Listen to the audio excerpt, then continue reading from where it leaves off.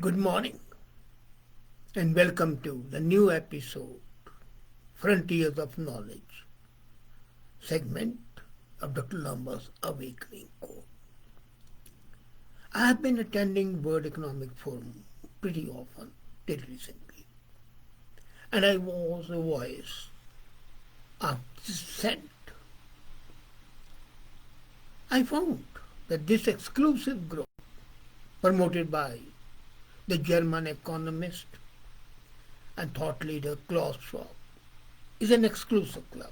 I was lucky to be inducted in this club, but for the last few years I've been doing work with them only online. And every year their annual jamboree attracts top-notch businessmen, industrialists, and political figures. Ostensibly, they have a very noble aim of building an egalitarian society. Reality is much different. It's subversion, it is surveillance, it's bug, it's slavery. And the people with fortune have an economic incentive to hide them behind the appearance of benevolence. They show that they are charitable, but that's just a show. And the purpose of hiding the economic incentive which they have with a show of benevolence is to avoid scrutiny and at the same time increase their fortune even bigger. They talk of the climate change, and as I wrote in my article last month, all of them traveled by their private planes, adding to the carbon emission much more than an average person would do. And they would not take a regular flight. They will not charter a flight. They'll fly by their own jet. Imagine 10 people going in a jet. At times 2 or 3. This is the height of hypocrisy. 200 jets landed in Davos, Switzerland this year. And behind every statement they say, build back better. Every inch of World Economic Forum's Great Reset of the global economy is the same person who is a corporate titan, a banking behemoth, a power-hungry politician, bureaucratic chieftain, or a plain old aristocrat making money and gaining influence at the cost of the people, at the cost of the world, while professing absolute benevolence, charity, and the purpose is to gain further influence by participating there. Are you aware that behind this philanthropic charade, multitude of secret transactions take place and they buttress the whole philanthropic charity charade? They depend on African labor, slave labor, for mining of the green raw material, and the Chinese slave labor for manufacture of green technologies. Green word covers all sins. The cobalt mining in Africa is one of the most ecology damaging issues, and that's taking place there. People are paying a pittance, not of $10 an hour or $9 an hour or $15 an hour, but maybe half a dollar per day. That's it. And that cover of the manufacture of the green technology is their real business, but simultaneously they are smearing as bigot anyone who objects to their open border policy. They would not like their open border policy, be flooding Western nations with endless cheap labor at home.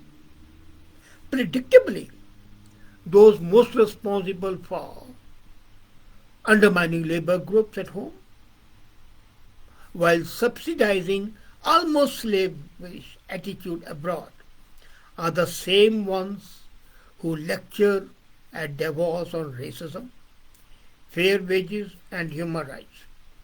So there is a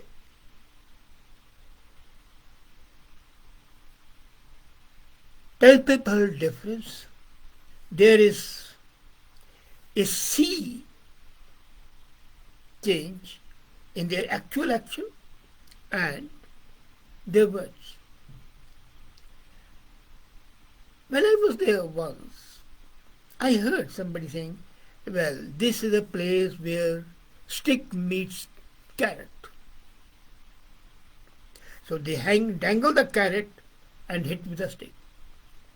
They may fly to the private jets, but at the end of the day, the World Economic Forum is just a cabal, the greatest collection of the organizers of human dignity violation. But they have got wherewithal and money, and they get together in the same room or test their most effective schemes ever devised to force free people to do exactly what they want. Now this is the tragedy. They say you are free and then they force you to do it. This carbon tax, which has been, say, a hotbed of debate in Canada at least, is one of the most unbecoming attitudes. And this happened because of the Prime Minister Trudeau's commitment made at Davos. So they practically devise schemes to ensnare people, and they want even people to feel they are free and they are forced to do something. In a more just era, anybody attending the Western government would be arrested for conspiracy to commit racketeer and fraud. Instead, they become masters of our future, have invested heavily in the election of the West's most prominent leaders, prime ministers, presidents, legislators, and even military staff, and all champion their cause. I heard UN Secretary General Antonio Guterres told World Economic Forum audience that the world's economy is in peril. But he failed to do so. He failed to point out that the recession which is going to happen is because of World Economic Forum's own COVID-19 lockdown policies. They purposely did it. They knew they were doing it, that lockdown would be a disaster. As now it has been clearly mentioned that the vaccines have many side effects, that the masks are absolutely useless, and even the great Dr. Fauci of USA, he admits, well, they were of no good at all, and they were made obligatory.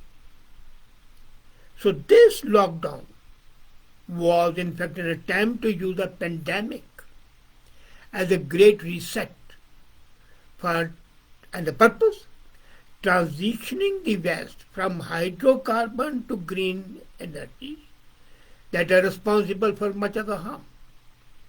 That's what they stated. They forgot to tell them that look here, this green energy that you are using is in fact more damaging than the real one. The cobalt, the conductors, semiconductors I'm talking about. As a matter of fact, the UN Secretary General was more interested in making two other points, which media hasn't reported. And if they are reported, they are not discussed it. He said there should be legal accountability for social media platforms that promote false information. So this is a freedom of speech. You write something against them and you should be legally held responsible. People who have been criticizing Modi government for banning that documentary, why don't they refer to the UN chief's speech where he says that there should be legal accountability for the social media platform? And who's to decide what's false and what's wrong? Who's to decide it? Second statement he made, which the second statement he made should be of interest to you. Politicians should force unpopular policies upon their population for the good of the population. Now, most undemocratic purpose. Whosoever comes into power, whether at the political level or at the corporate level, should be a dictator. To help a democracy, stop democracy as dictatorial in an authoritarian manner. In essence, the head of the globalist preferred international governing body demands that the national leaders shall intentionally disregard the will of their people and implement a system,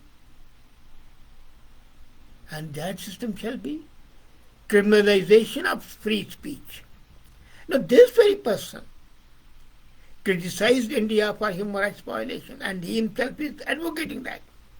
So that's what I'm saying. Look at the dichotomy and the ambivalence in their words and their actions. They think much too different, and they sweet talk all the time. Reality, disregard the will of the people, implement a system to criminalize free speech, expression, and the purpose that dissent will magically disappear, much like a protester in the re-education camp, the camps of China, or the Gulag of Russia.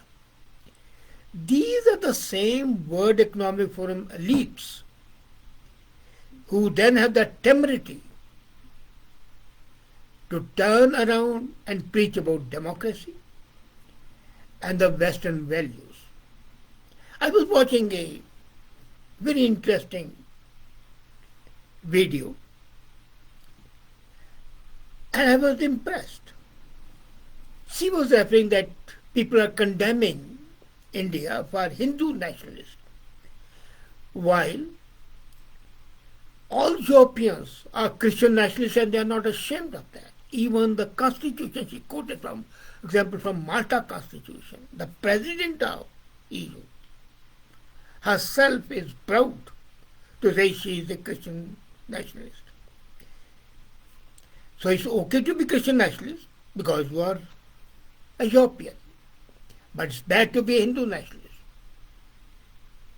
It's okay for a Muslim nationalist because otherwise you'll be blamed for Islamophobia. But to be Hindu nationalist, wow, you have done a great blunder. That hypocrisy is the hallmark of World Economic Forum. Actually, it should be called World Enhancement Slavery Forum. Sitting next to the green champion, Al Gore, the Colombian president, Petro Mogo, what did he say? Now, I'm telling you what these people say. And no media discusses it. Nobody discussed what US Secretary General was really saying. And now what the Colombian president says.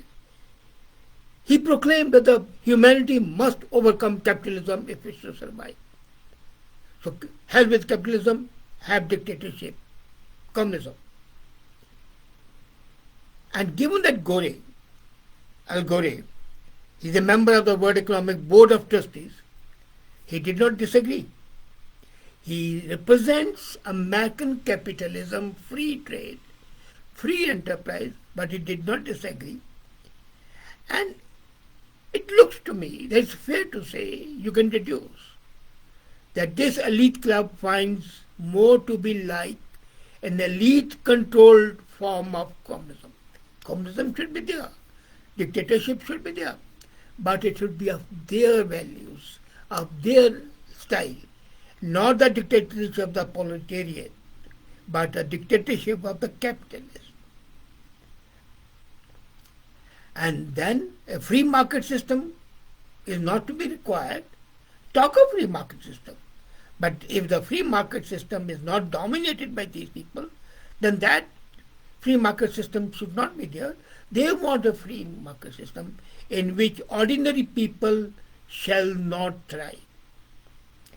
And then you know what happened? To coincide with this gathering, World Economic Forum published a report.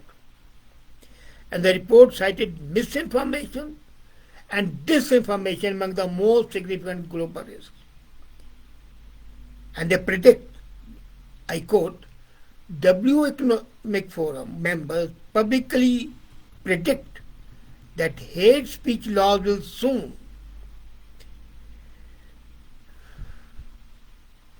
become evident, and the First Amendment protection of freedom of rights shall be abolished.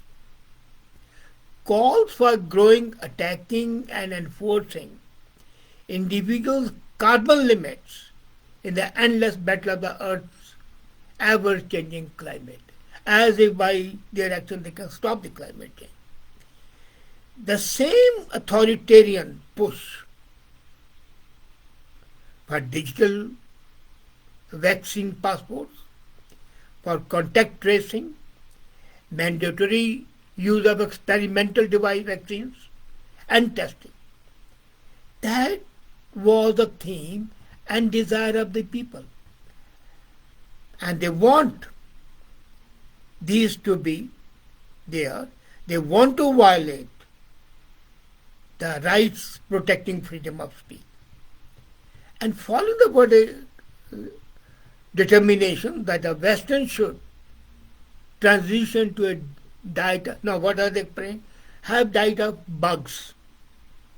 So European Union has now authorized the general consumption of the house crickets. Then they say that the censorship must be there. Mass surveillance must be there. And bugs. So this is the future. If World Economic Forum has its way, then we would be subject to 1984 Orwellian dystopia. Every moment you are under scrutiny, each word of yours is censored, and you eat bugs. And none of the World Economic Forum's expensive programs for remaking the world according to the members' interest sounds anything like free Western ideas of, say, Lasky or others. Surely, that is why so many of the speakers this time urged public support for the adoption of these policies. Perhaps that's also why, for the first time, Chinese Communist Party, they said, applauded Davos spirit. And when Chinese Communist Party applauds Davos spirit, you can understand what Davos spirit is. Communists know communism when they see, and in Klaus Schwab's globalist oligarchy of elite, China likes it when it sees it. So that is the future to come if World Economic Forum has its way. Hell with democracy, hell with freedom, welcome bugs, welcome surveillance, welcome censorship. Thank you.